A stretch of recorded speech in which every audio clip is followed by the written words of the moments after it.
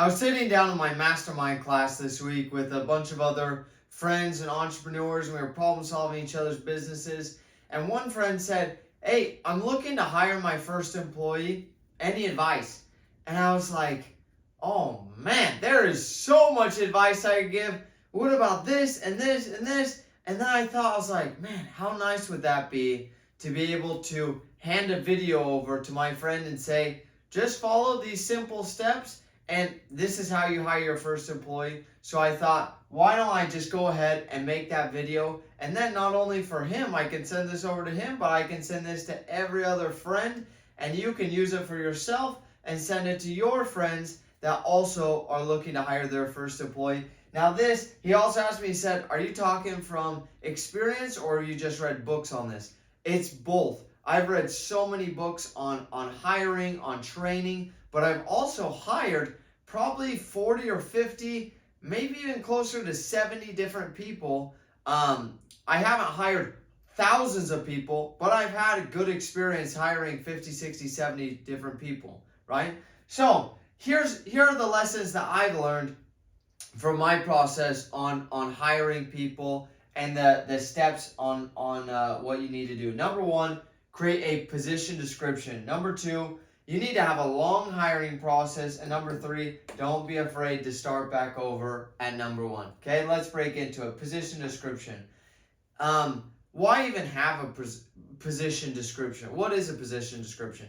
Essentially, it's a one sheet or a two sheet bullet list of essentially what jobs, what tasks they're going to be performing in their job, very simply. And then number two, what skills they need to have. And again, you're going to make this very simply, just bullet point each of the different things that you need to have them do. You need to check the social media every day. You need to message people on our text message, answer the text message, answer these messages, and then you need to do this, and then you need to do this, and just bullet point out everything that you need to do.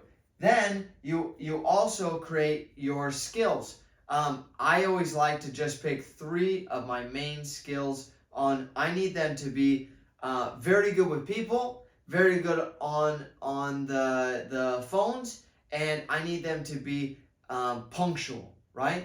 And for one position, I might need somebody to be really good with people, and another position, I might not need them to be good at a position at all. And so that's essentially what a position description is. You might ask, well, why do I even need this? Well, one, so you can explain to your employees step by step, here's what you need in the job, and here's who you need to be in this job, right? The skills. But more importantly, this is for yourself. This is you as an employer. Almost every time I've hired somebody, I haven't known who I needed in the position and what exactly I needed them to do until I wrote down a position description. And I was like, oh wait, this is actually different than I thought. I need them to do these other things, and these things, that doesn't really line up with this position. Let me move that over to a different position. The social media expert shouldn't be handling moving books around in the office and handling inventory. That should be a different position, right? So it helps it organize it in your mind. So this applies for every position, right? We're just talking about your first employee today, but again, this process applies to every single person you hire on, okay? So that's why you need to have position description. Next, once you have the description, I'm looking at writing something right now. Once you get the position description, number two is you need to have a long hiring process. Oh my gosh, why can't I just have a short hiring process? Wouldn't that be so much easier? No, probably not, because if you had a short hiring process, you'd get a lot of bad people, honest hires, and you'd have to start over again and again and again because they'd be quitting or you'd be firing them, or worse, you'd keep them on and they'd sabotage the business, okay? So a long hiring process, that's to help you weed out the bad candidates. It's like it's like trying to find your wife. Do you go on one or two dates? You're like, hey, let's go get married down in Vegas, right? No, I know people do that, and it turns out bad when they do that, okay? That's why you have a long dating process and you have a long hiring process, so you can weed out the bad candidates and actually get to know the person and make sure that they have the skills that you need for the job, right? And that they're going to be reliable, that they're going to be consistent. I was talking with another friend, and I said, this whole process that we're going to be going through, these 5 different steps, you're going to see how they react. You're going to see, are you consistent? Do you keep your word? When you say, hey, I'm going to call you at 4:30, do they call you at 4:30, or do they call you at 4:31, or do they call you at 4:35, or do they not call you at all, and then they say, oh wait, I'm sorry, I messed up. Okay, great, I know how you're going to act. If you're supposed to be acting on your very best behavior while I'm hiring you, what are you going to be like when I actually hire you? And you don't feel like you need to be on your best behavior, right? So you're going to learn a lot about somebody, and I had to learn this the hard way, right? I've hired many people that, I'll tell you a simple story. I hired a girl to be the host at one of my businesses, and just short hiring process. I think I met with her like one time, sat down with her. I was like, great, you seem good. Let's bring you on. And she starts, and we go 2 weeks in. I was like, oh my gosh, this person is like the worst people person ever. Maybe be good at a different position. But at the host and greeting people and bringing them in, she was horrible at it.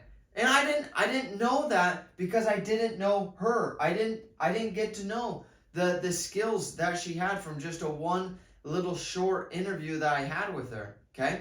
So here are the steps on hiring, on your hiring process. Number 1, I put up an online ad. I like using Indeed.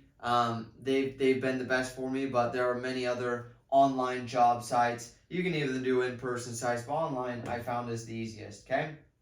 Number 2 is from those online people, then I message them. I say, go ahead and fill out my application. Most times they're just putting up their resume on the online ad, and that's so easy. So you're going to get 50 people that do this, but then you text message them and you say, hey, fill out this application, and you're going to get 10 or 15 people that actually fill out the application, because the other 35, 40 people weren't actually interested. Okay? So this is kind of ideal. You want about 50 people right there on your online ad, and then from here you're going to get 10 applications. Now this is give or take, right? Obviously you want more people, but these are the numbers I've seen over and over and over again. Okay?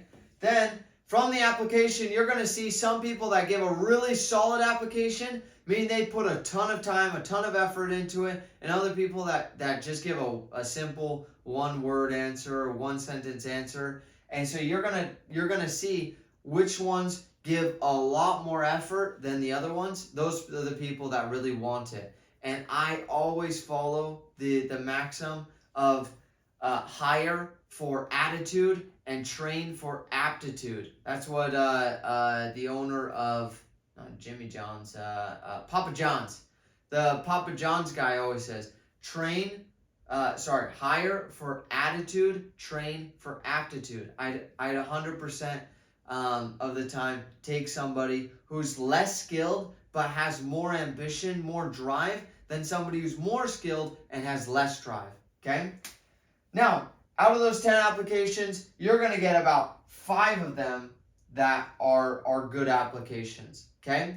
From those 5 people, you're going to say, great, I loved your application. Let's set up a call, and let's jump on a 5-10 minute call and go over the position description. You're just going over really brief. Here are a few of the bullet points of the job. What are you looking for? You're getting to know them, and essentially you're getting to know who they are and kind of feeling them out. If they jump on the call and it's like, hey, John, how are you doing?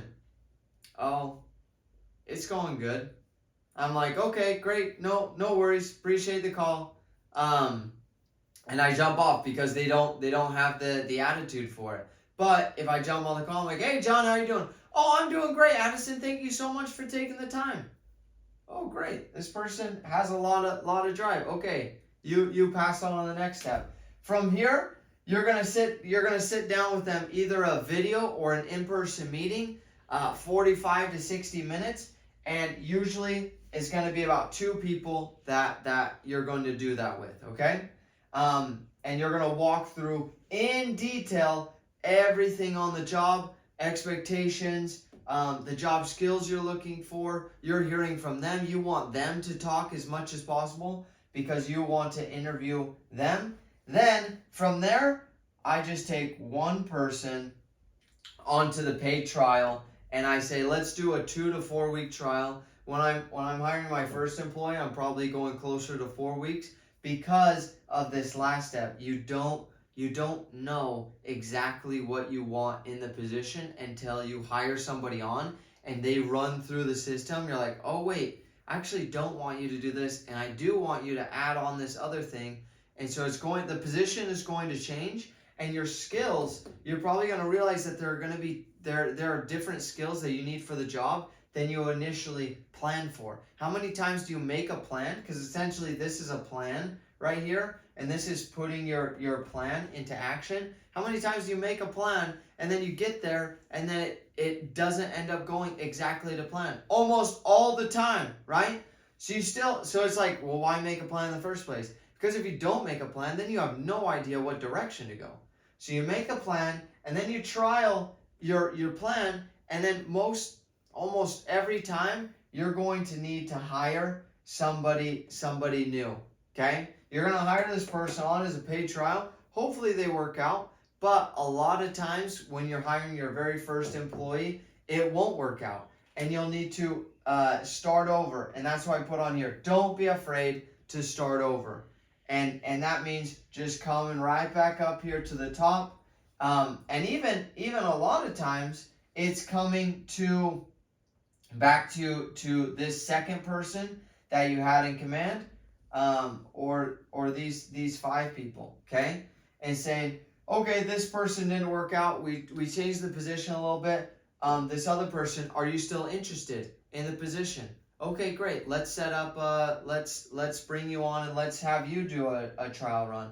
Oh, great. This person was interested. I still have 3 more people from the call list. Okay, and then if I need to, I can come up here and start the whole process again, which isn't the end of the world. It's a lot better than keeping a bad employee because you felt like, oh man, I don't want to go through this hiring process again. Okay. So when you follow these 3 steps, you're going to hire the right people for the right job, okay? So my challenge is go ahead, follow this process, hire your first employee, and taking your business from a small business to a big business where instead of you doing all the work, you're having your business do the work for you, okay?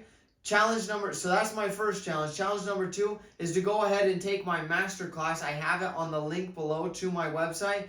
We go through all of these different steps, A to Z, on how to start your business and how to automate your business and take it to $100,000 a month. I'll see you guys in the course.